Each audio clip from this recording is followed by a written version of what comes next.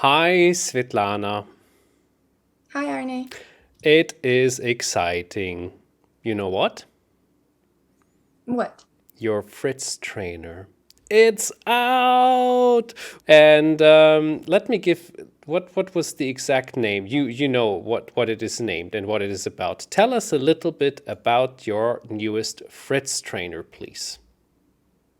It is called Understanding Material Imbalances, and it is about uh, it is about various types of material imbalances, like rook against two pieces, and queen against two rooks, and queen against pieces. So it's about positions like these, which can sometimes arise in our games, and they're usually quite difficult to evaluate. So in my first trainer, I try to explain some general concepts and show some examples to practice to get better at playing with those material imbalances. Voila. And this is, first of all, I love the theme because we even had it on the show too, I think at least one or two times. Once. And I enjoyed it massively because I just didn't know what to make of the material imbalances of the minor pieces with the rooks or two rooks and a queen and all of this. So it's actually an absolutely must know. And it's a nice theme you've chosen. So, yeah, it is available. You can see all the advertisements below in the video, of course. A bit further down in the link. And I will mention something about the end of the show about this again. But for now, we talk about something else. What do you have on the menu today, Svetlana? So today we are going to we're going to go back to endgames. So, end games. Well, fantastic. But very exciting. On the other hand, I had a couple of endgame magic shows with Carsten Müller recently. Oh no, so this is already too over the top for It's you. over the top, but it doesn't matter at all. I'm enjoying it more and more. Can you imagine this? I'm really looking forward to endgames meanwhile, and that is a thing which I actually never expected to happen, but it is happening. So, yeah, all right. Yeah, tell us a bit about this. What's happening here? Well, I'm expecting you to solve all of my examples now that you've had training with Karsten. Easy, easy. He's like sitting on my shoulder basically and talking to me and telling me like white can move to the left, and then I know what exactly. I wish that happened to me in my games, just after you have one show with Karsten, you have him constantly present on your shoulder and Absolutely, you just have to imagine it. That's all it takes. Anyway, okay, so we have black. We're black, I suppose. yes, we're playing here as black, and this is from an example of a game, Lasker against Nimzovich. Oui. So it is a very classic example of S- a night end game. I wanted uh-huh. to ask you, what do you really know about night end games? Are there any rules that you've heard about it, or just anything that you know about night end games? So one thing which comes in mind is that a knight can block a pawn pretty well. Probably better than any other piece as far as I understood. Maybe I'm wrong. I think And that is about middle games, right? That's oops. Knights are really good blockers in middle game because it's not really easy to attack it, and but well, yes, it's possible to block pawns of the knight. That Okay. is true. I think, yeah, you're if we modify what you said a bit, then it can become a good rule. So And knights yeah. aren't good with rook pawns. So that's the one thing about knights, is that Oh, okay. they're quite slow about moving from one side to the other. So knights usually really dislike rook pawns. Oh, That's one of the kind of rules makes sense. about night games. Is there anything else that you wanted to add? No, because you have to be careful of traps of the white of a fork or something. But and yeah, I always have the feeling, but this is just my personal experience, that it is if there are pawns on their own and the knight is trying to chase them down, it's very difficult for the pawns to keep up. But maybe Mm. that's just me. Mhm. Okay. Never heard of That could that. be something. That could be something you have noticed. No, I've never. I find it the opposite. That whenever the pawns are chasing down, that the knights is really slow, Oh and no. you always have to calculate to like very very precisely so that you catch that pawn. Yeah, probably you're right. I But think it's just depends on which position you're thinking of, right? I guess if you compare a knight and a bishop, then the bishop normally has a better chance to catch the pawn. But then again, yeah, if they're on the wrong squares, it also depends probably. Mhm. Yeah, so I don't know much about knights to tell you the truth. So so we will learn a bit about it today. Good. One more thing. Botvinnik has said this once that knight endgames are pawn endgames. Of course, it's a bit of an exaggeration, but what he has in mind is that many of the laws of pawn endings apply equally to knight endings. For example, things like active position of the king or having outside pass pawns becomes very important. It's something that's definitely one of the most important things in pawn endgames, but it's the same rules are also present in knight endgames. So there are many techniques to explore in knight endgames. Some of the common ones involve pawn breakthroughs, there's shouldering, there's zugzwang, and all of these sound very familiar with pawn endings, right? It's a lot of these are the same techniques. But let's begin with this classical example. How would you evaluate this? It is black to move, but maybe it shouldn't matter too much who it is to move, but because I just want you to try to evaluate which side would you rather play for and why. Well, I tell you what, since you mentioned that knights normally have problems with rook pawns, I, out of a sudden, prefer black's position a bit more than white's position. But before you have told this to me, I would have said that's a dead draw, but probably there's more into it. Right, right. So one of the things that can really help you evaluate knight endgames is think about this endgame and who would win if this was a pawn endgame. Okay. Who would win it? Who would win this one if this was a If pawn I would endgame? just take the knights away, you mean? Yeah. Then black will clearly win. Because, I mean, yeah, I'm just pushing the h pawn, and at one point the king cannot stay there. Otherwise, it gets a queen. Then I'll take the e pawn, and I will just walk over to the b and a pawn and win the game. Yeah, so that can really help you also make the right evaluation for a knight endgame. Okay. So here it is black who is pushing for the win. It's not a win just yet, but it is definitely black who's playing for the win because of that outside pass pawn, which the knight always has to stay and guard. So the first move, how would you play? How would you didn't name a move that you would play for black? That's true. Yeah, I was hoping that you would tell it to me. No, but so by pushing forward the pawn, I mean, I can't go much further than to h3 because there's the knight. So maybe it would be a good idea. Oh, no, it doesn't help. Endgames, you know? What to do here? So if I'm thinking of the zugzwang example, and if I'm also thinking that I can take it a bit more like pawn endgames, then I personally believe that h4 might be an interesting move. It is an interesting move, but it is a bit overambitious at this point. Because it allows the knight to attack black's queenside pawns. That's what I also see, yeah. So the king is close enough to protect that pawn, and then the knight can. And this is one of those positions I was referring to earlier when I said it's sometimes easier for a knight to catch a pawn, because they always have those tricky moves, and then okay, good, that was a fail. What a pity. Then. But the thing is, if I go back with the king to f6, then the knight goes to h7, gives the check there, and then we have the same game again.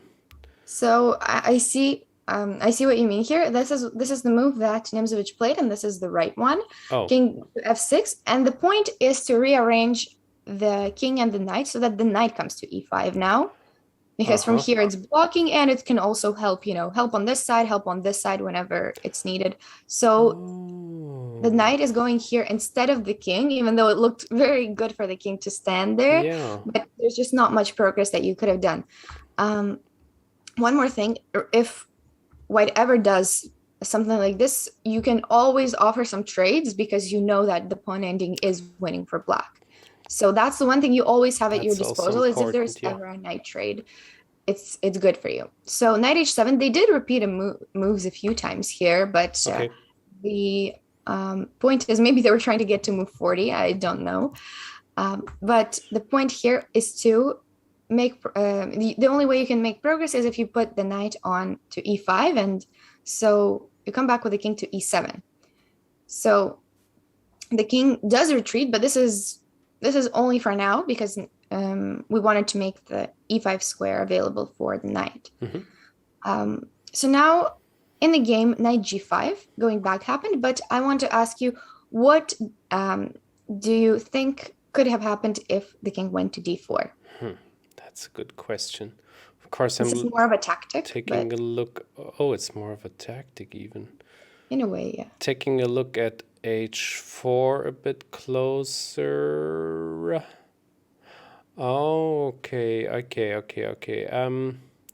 Yeah, I guess then the knight going to f4 is actually a real tactic because the white knight is cannot move after knight to f4, if I see this But the correctly. king can.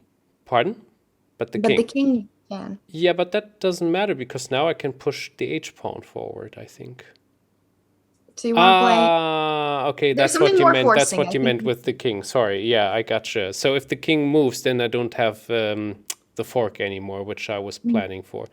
So, okay, if the king moves and I move the knight to e6, is the other knight blocked now? So you want to play Knight, h4 first? no, I want to play knight to f4. Or so there's something more forcing than this. You're just not seeing. Okay.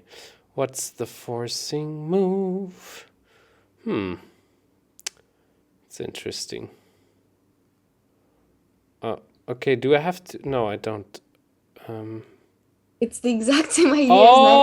Oh, that is so clever. Oh, that's okay. So it's knight to f8 because It is that's knight to f8. the only place where the other knight can go is to g5, and then I play knight to e6.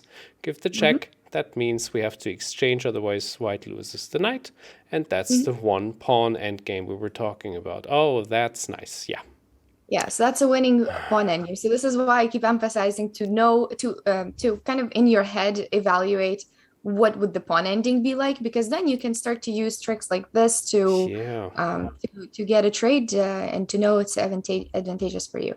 In the game, knight g5 was played, and so black also tried to complete his plan and brought the knight to e5. So now the knight can, depending on the situation, go either way. But we get to this position, and the king and the knight are now ideally improved. But what should we do next? So this, I think, sometimes in these positions it can be hard to make progress. So here is the next important moment. What do you think is the next way to improve? Can I quickly say that I really like this lesson because I have the feeling I'm learning so much here, because this is a thing once again that I've never ever thought about in my whole life. I hope there are a couple of people who are watching this who have the exact same feeling as I do, because yeah, that's worth a lot. Now, I think now would be a good time to play h4. It's wrong again. Why? No, not probably doesn't ruin much, but h4 and not yet. There's not Okay. there's not No a need to do this. Nothing too forced. Okay. So what happens if I play? Oh, so I can give a check, and then the king goes back, and then no, that doesn't help. Wait, what is forced here? Huh. Nothing forcing. We're just trying to Oh yeah. improve. Okay, what could improve here? So,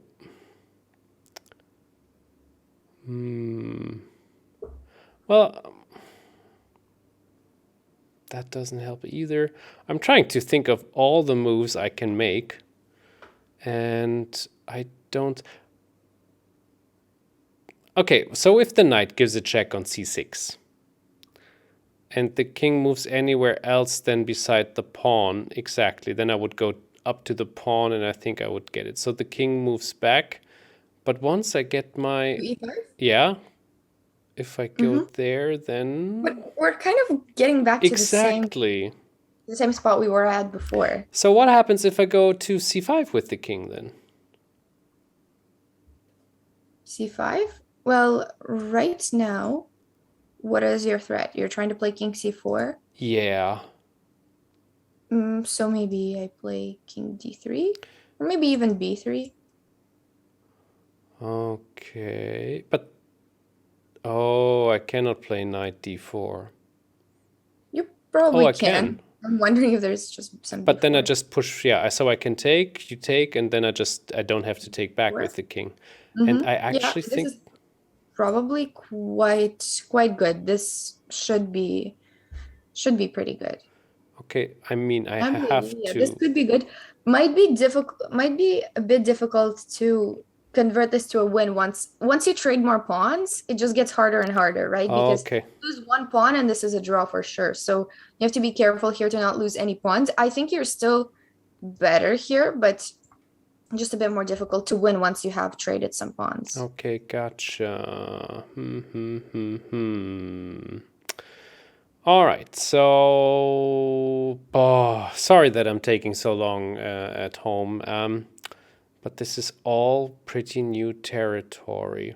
Well, let's make it a bit faster. I actually don't know. I don't know, or I don't have a real plan how to improve, unfortunately. Maybe you can help me here. Which would the... Let's make it a bit simple. Which would the piece be I would need to move? Okay, well, it's That a gives it pawn. away. It's a pawn. So is it Yeah. b6? I thought about b6 or a4. A4, right. So That's the last pawn. last possible move that stage. So you just block everything on the queen side, and this might not look like much just yet, but this can be an important improvement because you're preventing any pawn trades, and you're blocking these pawns on their square so that later if you're ever going with knight to c4, then you're going to win that pawn. So just little moves like that can help improve. I can tell you why I was scared of it, because I thought the king can catch this pawn now, but it's impossible because I'm just moving my king up, and then there's no way to get it. And if it's en passant, we have the same problem again, though. I mean, b4 check, right? But Yeah, you don't have to take I it. don't have to take, and that is the actual secret. Yeah. End games. Yeah. Gotta love them. All about the little details. So then knight f4. h4 might be a good idea, yeah. Knight h3. So now we go back to your idea with b6, you said. Yeah. So here the question is whether to push b6 or b5. And usually if you're wondering and you don't see too much of a difference, save the move, play b6. I think, who was it? I think it was Steinitz who used to talk about this rule. He said to be he had like these 10 principles, or yeah, I think there were 10, and one of them was always be careful with pawn pushes. Like if you can push it one square, like you would rather do that than push it twice because pawns can't go back. So he used to he did talk about that a lot. So one of the rules of endgames, just not just in knight endgames, pawn endgames, this is very applicable too, so that you put, if you can save yourself a move, because you never know when you'll need it later for a zugzwang, right? So b6 and b5 maybe not that big of a difference, but but it does become a difference here because now white is almost in zugzwang. Hmm. So you saved one move, and this did make the difference. It Now, does, yes, because now the knight goes back again, and that is the zugzwang. It's now too far away to prevent mhm. the move knight to c4, correct? um, mm, I think not right away, but the thing with the knight going back to h3 is that um, the knight should not have left the f4 square because from there it prevents the black king to coming to e5 because there's always checks. But from h3, there's no more checks there. Mhm. So knight h3 is the mistake. The right way to play for a draw was king c3, and this is a bit difficult to find for white. But the right idea was to try to exchange a few pawns on the queen side. Okay. And the thing here, which I think Lasker could have missed, is that after b3, we have b4, and now guess what white does? Uh, I think this go is to b2 with the king. right. King b2 is the only saving move, so you can't make any captures Oh, because if you do then a3 and the pawn just keeps yeah. running.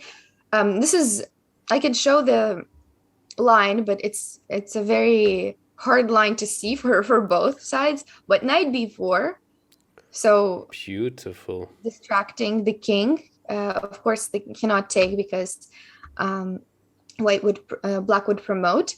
So instead, they try to win back the h pawn, which is still not enough because the knight goes to d3, And protects that the b2 square, seals the and the pawn deal. is Yeah. gone. So Very nice. this is right. It's a lot of calculation, but that's any endgame. But especially knight and pawn endgames tend to be really a lot of calculation because everything just depends on one tempo. So king b2, and this is, I think, should be a draw after something like that. If the pawns ever get fully traded, then it's definitely a draw. So king c3 was a better try, but instead they played Nemzovich played knight h3, after which knight c6 is a good move, and the king is coming to c5 and later to c4 and b3. And after king d3, the next phase of our plan is we've improved all of our pieces already. So really the only thing left to do is to try to do a pawn breakthrough. It's important to be careful not to make too many pawn breakthroughs because then you don't want to trade too many. But as long as you're keeping yourself one pawn, which can also become a second pass pawn, then it's difficult because the knight isn't here, can't defend both. And knight d4, and Nemzovich later demonstrates some really good technique. So the knight is from d4, it is coming to e6, from where it will take away some key squares of the white knight. So we're kind of preparing a zugzwang already. Wow. So whatever white does, it doesn't make too much of a difference. We have a zugzwang coming either way. I could never ever think of Right. something like this, Svitlana. How about this moment? How would you play as black? This is quite an important moment because if you can very easily mess everything up with one move, but there's one winning move left for black to Oh my play. god. Well, my instinct was king b5, but it's probably not correct then. Not king b5, no. Oh no. Because then I think b3 and we make the trade. Oh yes. So then it has to be knight to c5. No, not knight c5. Oh E5. no. Knight c5, then e5 happens. Why am I so horrible? No, it's hard. It's just that it's hard. Well, what is there? What is left? Exactly. That's what you do. That's what you do in endgames. If you don't know what to do, you're just calculating every move and you're That's a repeating it. good tip. Yes. And you just Carsten whatever. mentioned this too. You get the right answer by elimination. Yeah, you know what I've noticed, that a lot of people who are maybe not chess players per se, but they know how to play, and they're just don't study openings or don't read books or anything like that. Some of them are good at end games just because they can calculate. They can calculate, how do you call it, forward, but not wider. Do you know what I Okay, mean? yes, I get you. Like, Yeah. wider as in more variations. There's not many, but they can calculate like forward very, very well. So I find that happens, and there's some people who are just people who can calculate more in depth are good at endgames. Well, So this here you don't have much left. so yeah, I have to go with the king to d4 probably, and I think I Yeah, understand why I should have chosen this b4 because you gave me a tip already. And this is the question for you at home. What was the tip that Svitlana gave to us earlier? She mentioned that the knight on e6 is covering the squares of the knight on h3. So that's a plan. So the king is moving in this direction, and the white knight has little to no spaces left, and that decides the game. and it gets trapped Beautiful. here. White resigned, Yeah. but just to continue, it doesn't help to push the pawn for white either, Check. because the knight is in time there to catch it. So yeah, that was the first endgame. It was a bit, my gosh. but I think there's a lot of techniques there. That's very good. I mean, let me quickly summarize it a little bit. Knights are good against the rook pawns. And if you have a knight endgame, What do you mean good against the rook pawns? well, they cannot go from one side to the other. They're bad They're against bad. rook pawns. Sorry, Yeah. sorry. Oh my gosh. The Took the first opposite. lesson. Took the opposite Exactly, conclusion yes. from my lesson. And knight endgames are like pawn endgames, or very similar, depending, of course, on what. But normally, if you can take the knights away and the pawn endgame has a decisive result, then it's how it is. And it's also about zugzwang.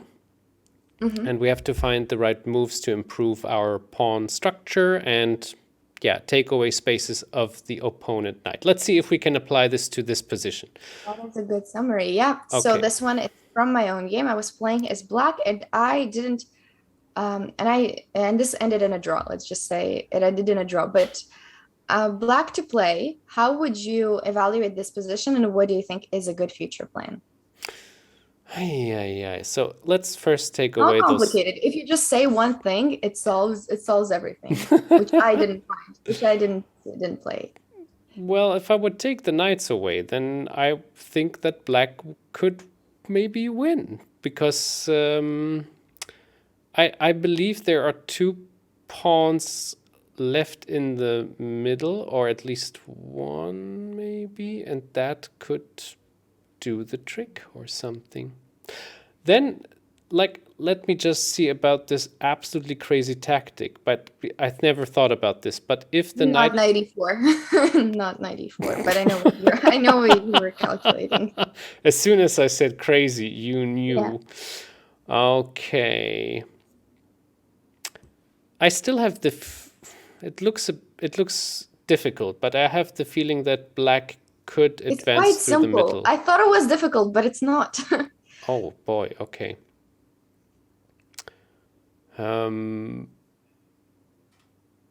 Yeah. So my evaluation is black can win this. Yeah, I think black is quite a bit better. I think even winning would be closer to the truth. But what is the winning plan? I You just will. need to say one thing. Oh, okay. I'm catching the pawn on h2 With what? with my king or Your my king? knight. So the real answer is you just need to advance your king, and you do it Oh. as fast as possible. You come, I guess, either to f4, or if possible, then you do get the h2 pawn. But the only thing that you need to realize here is that whoever activates their king faster is going to have the upper hand. So the right winning plan is to play king h7. So what I played is g6. I thought it was necessary to Yeah, create to have two passed pawns. I'm up two pawns in the center, so I should just create a passed pawn in the center. But this is actually the wrong plan because because white doesn't have to take back. yeah, first of all, white doesn't have to Yeah. take back, and advancing the king is so much more simple, and there's nothing that can be done about it. Okay. You just advance it, and um, you end up either the knight is going to protect it, and just the king wins one of the pawns eventually here,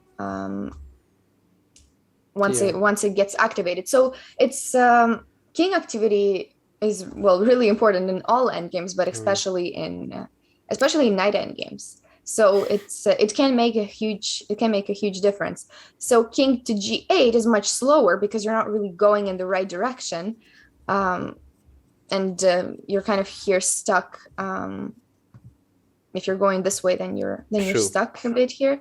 So it was better to go through h7, which I think I just missed because it seemed like it was taking so long. But then at the same time, you're thinking, what is white gonna do? White can't really do it that quickly either. Exactly. So The huge help is that the knight is momentarily on d2, right? And that might make the difference of 1 or 2 moves even. right, I think the fact that the knights are in the position they are really helps, because my knight is the one attacking and his knight is the one defending. So it was still not too late here after b3. So the idea is to just activate the king through b2 to c3, because right now it's a bit stuck here. So that's also one of the other lucky things about the knight being on d2, is that it just completely cuts off the king from advancing. So b3 is necessary. That's something you had to do. It was still not too late to activate the king here and to go through h6 to g5 to f4, but somehow I was just too caught up on this g6 and f5 plan. I genuinely thought it was the only plan that I could have done here, because it's an endgame, you just advance pawns. But I would have felt the same, to be honest. So yeah. But yeah, so this is why I also learned a bit from this knight endgame, the fact that always think about king activity. Sometimes it's more important even than creating a passed pawn. The thing is, my passed pawn doesn't really go anywhere. So after king b2, how do you think I could have kept a bit of my winning chances here? Yeah, I'm thinking if it is good to actually swap the pawn on e4 now, but question is with which piece, and the other question is maybe it's still not too late to move the king forward. Winning chances. So let me calculate. Boom, boom, boom. Bam, boom, bam, boom, bam, boom. No, that's not helping. No, taking the pawn. During the game, I think that would be that would be very distracting for your opponent. Yes, I do this all the time, and I'm getting like those. They look at me like this, and I'm getting those complaints, what? From the arbiter. Don't know what they're talking about. What am I doing? Bam, bam, bam, bam, bam, bam. Okay. Jokes aside, so. So difficult. Why is it so difficult today, Svitlana? The pawn endgame? That doesn't work for me. So the king is on e3 by time. Yeah. Are we in time to defend it? I think not in the best way, because now we're not going to be up a pawn anymore. Yeah. And that even looks worse for white. Right. That's what I'm thinking. I think this is actually even good for white. I would play this as white. Better for white, yeah. So pawn endgame doesn't work in this way because we're doubling our pawn. Okay, now if I take with the pawn on e4 with the pawn, what will happen then? That's what I did. And the winning chances become very, very slim after this. So what you mentioned before was the right solution, was that it's still not too late to activate the king. So that just shows that even 3 moves later, it seems so late, but it's not, because it's one of the most important principles of any endgame.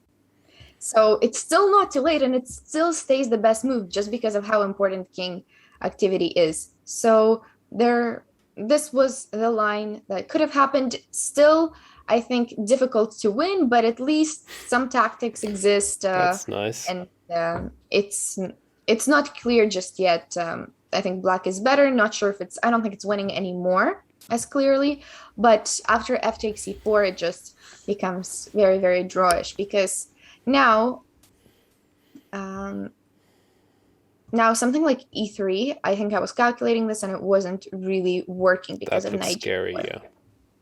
yeah. So yeah, I was still trying to play this for a win, and to be fair, there were still some chances, but my opponent was also strong, and it's not so it wasn't possible to win here. This was the final thing that kind of sealed the draw. Can you find a way for white to kind of almost force that draw? Well, is it the knight takes g4 and then h3 check? It is knight takes g4 and h3. So that is it. So if I capture here, then this is actually very bad. So this Yeah, would be that'll winning for be a white. loss, yeah.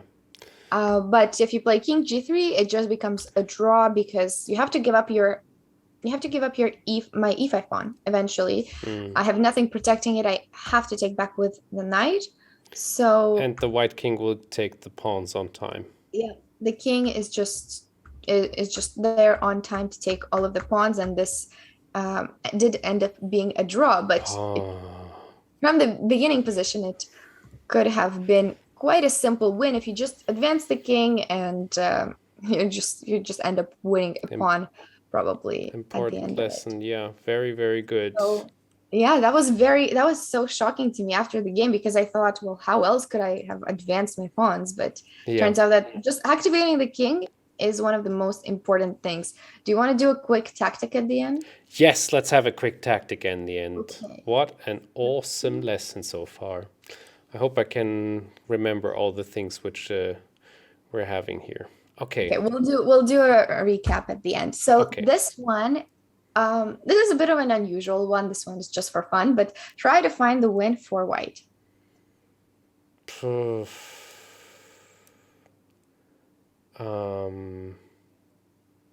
looks hard to break through, but it is possible, and you're gonna see. It's a beautiful zugzwang thingy, right? Is it the knight to f8? It is knight to f8. You found it so quickly. Yes, it is knight to f8. So now we're attacking h7. So it's black has to take. If he doesn't take, then we're just gonna take on h7 and pursue the same idea as before. So what was your idea after king f8? King e6.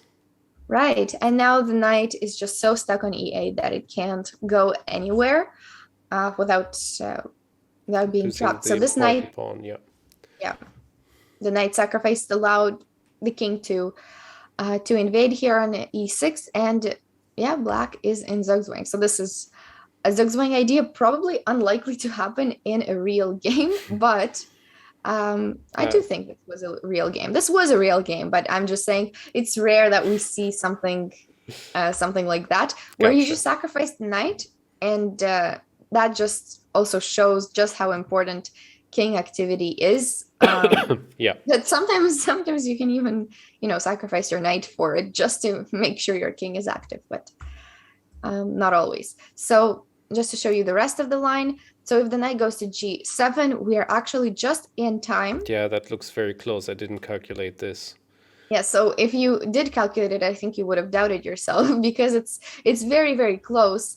So it's a good thing you didn't calculate. Sometimes, and sometimes if you're down on time, you just play it and you figure it out later. So here, promoting at the same time, but we are the ones having more checks and without the pawn on e4, this would have been actually a bit weird. But now, because if the king could have gone up and escaped to f5, I guess, and then it would be a bit different. But now the king has to go to h8, and we take the pawn on f6, and that should actually win, right? Yeah, so we're just going to take the pawn, and at the very least we're already up a pawn, so that helps a lot in a queen endgame. Yeah. So here, I think we can just try to give a check. Let's say they move somewhere. So black also has to be careful not to get caught in anything. And Sure. I think there's probably better ways to win this, but at the very least, you're up a pawn in a queen endgame, which Hmm. is already very important. And I think there might be some, I don't know, some like checkmate ideas, just Yeah. as long as you're not caught into any checks. I'm just Oh, I offering a didn't move, something think like of that. this. Yeah. I'm just offering a move. I don't know if it's actually the right one, but just some checkmate ideas are there once the kings are close enough. But I, the I point didn't is I didn't see extra pawn. anything at the moment against that move, by the way. Mhm. Like after that, I mean, what? Queen somewhere here and defends against that. So that's why I don't think Oh, f7 is the right move. okay. My But fault. just as an example, I don't know, then you just advance. Oh no, we don't do that. We don't do that. This king. So never mind. I'm just gonna stop talking before I ruin the ending. Yeah. But yeah, extra pawn in a queen endgame does help a lot more Beautiful. than in a rook endgame. Very, So very nice. yeah, so this was just another demonstration of how important king activity can be and the concept of zugzwang that can happen quite often in knight endgames. Like it a lot. Wonderful. Svitlana, let's get back to one last thing which I want to tell all the viewers out there.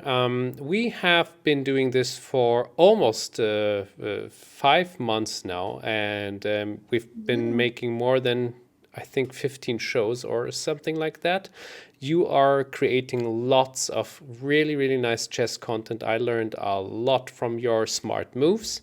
And we also get a lot of nice comments. We get nice emails, and we get people who say, like, how about Svitlana does a Fritztrainer at one point, which was already in the making at that point. So this is Thank great. Thank you so much for the nice comments. Now, if you have the opportunity or the like, if you want to contribute a little bit to this, and then just get this new Fritztrainer and also the 60 minutes of Svitlana, because she put a lot of effort into this. It's really, really nice and interesting content.